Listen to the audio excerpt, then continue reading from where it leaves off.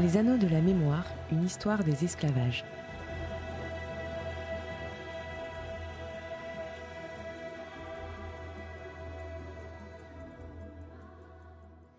Et nous retrouvons pour cette nouvelle émission Bernard Michon, historien, maître de conférences à l'Université de Nantes et membre du CRHIA. Et nous accueillons également aujourd'hui pour 2 émissions Claire Parfait, bonjour. Bonjour. Bonjour. Bernard, comme à votre habitude, je vous laisse présenter notre invité. Claire Parfait est professeure de civilisation spécialisée dans les études américaines à l'Université de Paris 13, Villetaneuse, Bobigny, Saint-Denis. Elle est membre du laboratoire pluridisciplinaire Pléiade. Parmi ses thèmes de recherche, Claire Parfait s'intéresse à l'histoire du livre aux États-Unis au XIXe siècle, notamment à la littérature populaire, dans une perspective comparatiste entre les États-Unis, la France et l'Angleterre. Elle étudie également les circulations des textes entre les États-Unis, la France et l'Angleterre du XIXe au XXIe siècle. Elle a dirigé et participé à de nombreuses publications, j'en signale 2 à nos auditeurs. Avec Hélène Le Dantec-Laurie et Claire Bourris-Mariotti, elle a dirigé Writing History from the Margins, African Americans on the Case for Freedom, publié chez Routledge à New York, et avec Marie-Jeanne Rossignol, elle a coordonné Écrire sur l'esclavage, qui est publié dans la revue du Philanthrope, c'est le numéro 5, aux presses universitaires de Rouen et du Havre. Merci Bernard pour cette présentation. Alors, aujourd'hui, on va parler des récits d'esclaves aux États-Unis. Nous avons commencé à évoquer l'histoire de l'esclavage aux États-Unis dans notre précédente émission, et aujourd'hui, je vous propose d'évoquer les récits d'esclaves en nous interrogeant sur les apports de cette source pour l'histoire de l'esclavage. Alors, Claire Parfait, avec votre collègue Marie-Jeanne Rossignol, vous dirigez aux presses universitaires de Rouen et du Havre une collection intitulée Récits d'esclaves. Est-ce que vous pouvez nous expliquer comment est né ce projet ? Tout à fait. D'abord, je dois dire que ce projet n'est pas notre initiative. C'est une initiative d'une collègue qui enseignait à Rouen, qui s'appelait Anne Vic. Et nous avons repris, après son décès vraiment très prématuré, nous avons repris la collection. Cette collection, elle s'inscrit dans le cadre d'abord d'un grand programme de la région Normandie sur les esclavages. Donc ça, je pense que c'est la première chose à dire. Il faut dire également que notre collègue Anne Vic était spécialiste de littérature américaine au 19e, mais en fait pas du tout d'auteur noir. Elle était spécialiste de gens comme Melville ou Emerson, mais elle était aussi traductrice et elle a traduit entre autres Toni Morrison, certains de ses romans. Et c'est peut-être par ce biais qu'elle s'est intéressée de plus près à la littérature africaine-américaine. Et pour beaucoup de chercheurs, les récits d'esclaves, ce sont les textes fondateurs d'une tradition littéraire africaine-américaine. Donc voilà, et je voulais dire également, on a parlé de la revue du Philanthrope tout à l'heure, que nous travaillons en étroite collaboration avec des collègues du Havre, en particulier Éric Saunier, qui est rédacteur en chef de cette revue. Alors la particularité des États-Unis, nous l'avons dit, est de faire cohabiter des États esclavagistes et d'autres où cette pratique est interdite. Pourquoi ces récits d'esclaves ont-ils été rédigés ? Il faut, pour bien comprendre la situation, se remettre dans le contexte de la campagne pour l'abolition de l'esclavage. Lorsque les récits commencent vraiment à être publiés en grand nombre, on est déjà dans la 3e phase de cette campagne. En gros, et pour aller vite, la première campagne commence au XVIIIe siècle et s'achève en 1808 avec l'abolition de la traite. Ensuite, une seconde campagne commence qui va durer jusqu'à 1829-1830 et cette campagne-là essaye d'obtenir l'émancipation graduelle. C'est-à-dire qu'on libère les enfants, mais à partir d'un certain âge, souvent 25 ou 28 ans.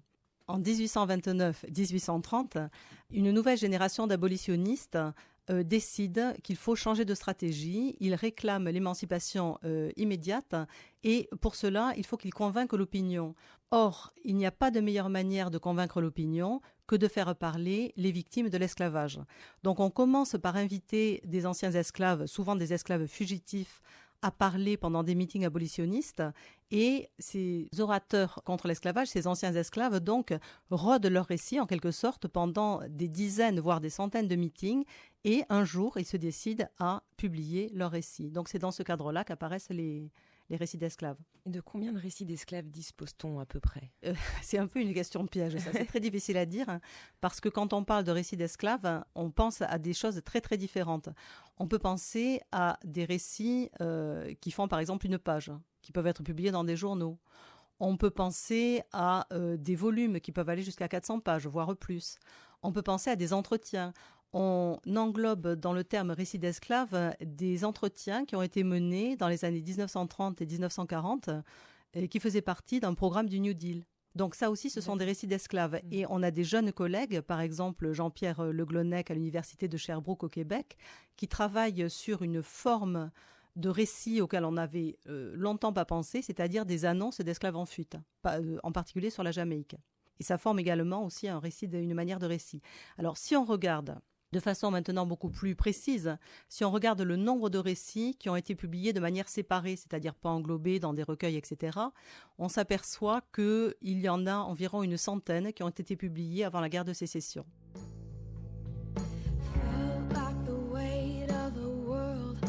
On my shoulders,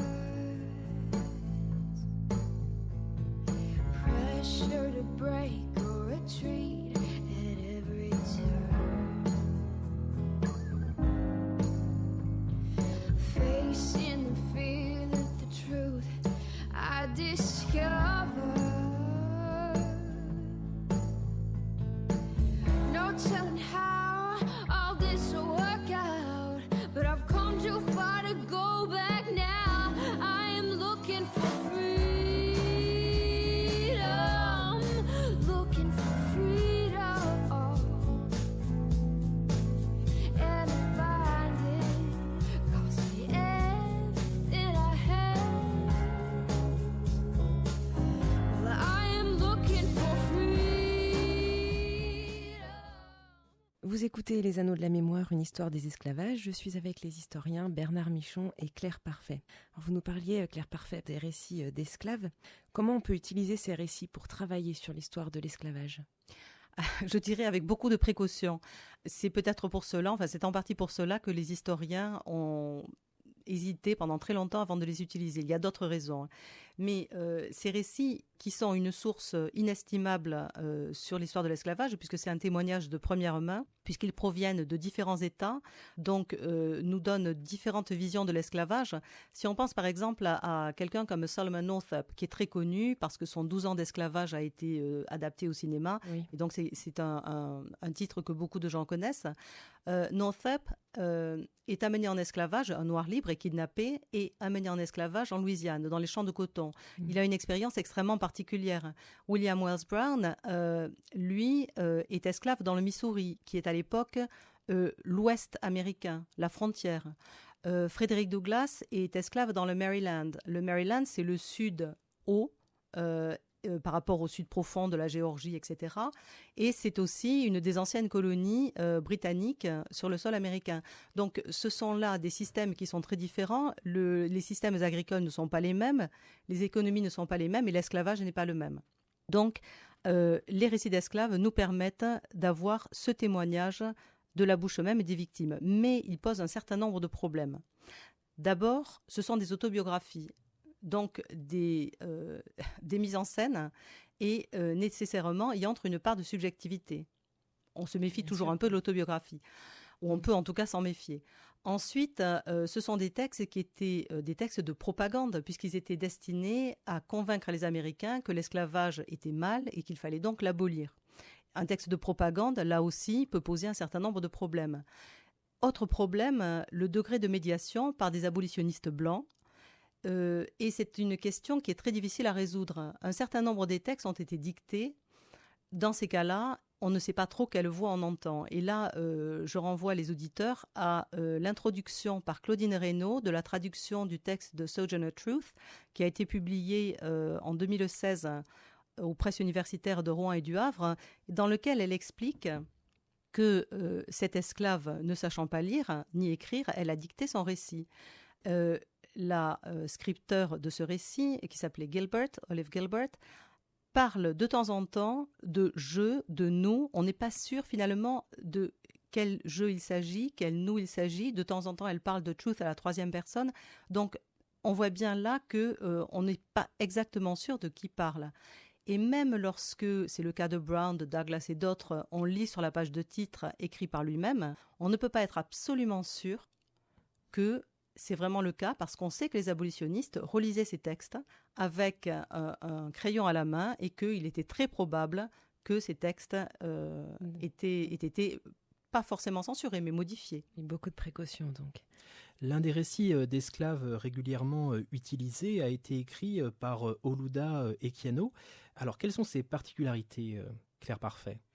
Alors d'abord, c'est un texte qui a été publié en 1789 en Angleterre, et c'est un cas particulièrement intéressant pour beaucoup de chercheurs. Ça n'est pas le premier récit d'esclaves, mais pour beaucoup de chercheurs, c'est un peu le modèle de tous les récits qui vont suivre. C'est un texte que je trouve particulièrement intéressant et dont j'étudie souvent des extraits avec mes étudiants. Olaudah Equiano est né en 1745 dans ce qui serait aujourd'hui le Nigeria. Il est capturé par des Africains. Et il est amené jusqu'à la côte. Et il arrive à la côte, il voit un navire, il n'a jamais vu la mer, il n'a jamais vu de bateau, et surtout il n'a jamais vu de blancs. Et lorsqu'il voit les blancs, sa réaction est de pure horreur. Il les trouve abominablement laids, il pense que ce sont des mauvais esprits, et il pense en outre qu'ils sont cannibales et qu'il va être mangé. Et là, il y a quelque chose de tout à fait extraordinaire, c'est-à-dire que Equiano renverse les rôles, et il montre aux blancs que l'autre n'est pas toujours celui auquel on pourrait s'attendre. Donc ça, c'est déjà quelque chose de très intéressant. Ensuite, Equiano a une vie tout à fait extraordinaire. Il voyage énormément.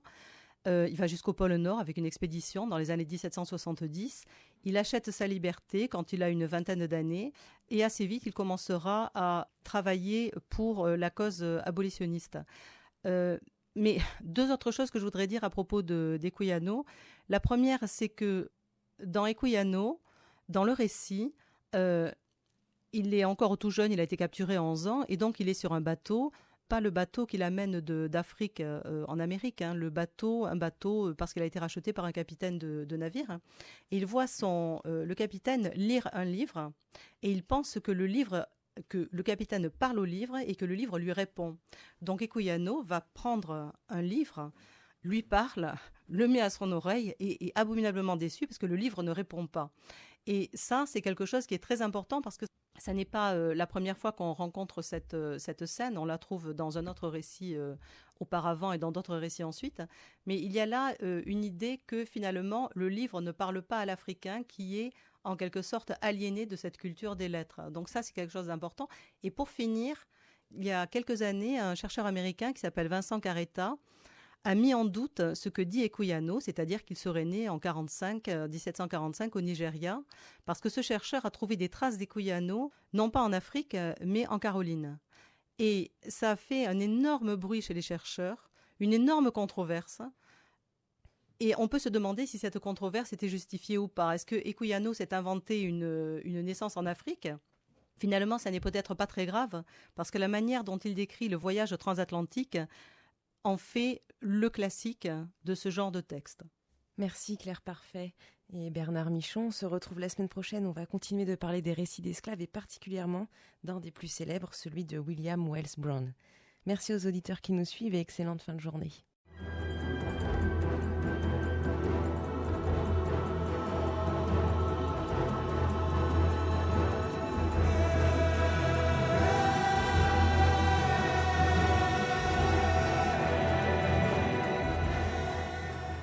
C'était Les Anneaux de la Mémoire, une histoire des esclavages. Cette émission vous a été présentée par Barbara Chiron de l'association Les Anneaux de la Mémoire, avec à la technique José Pasquale.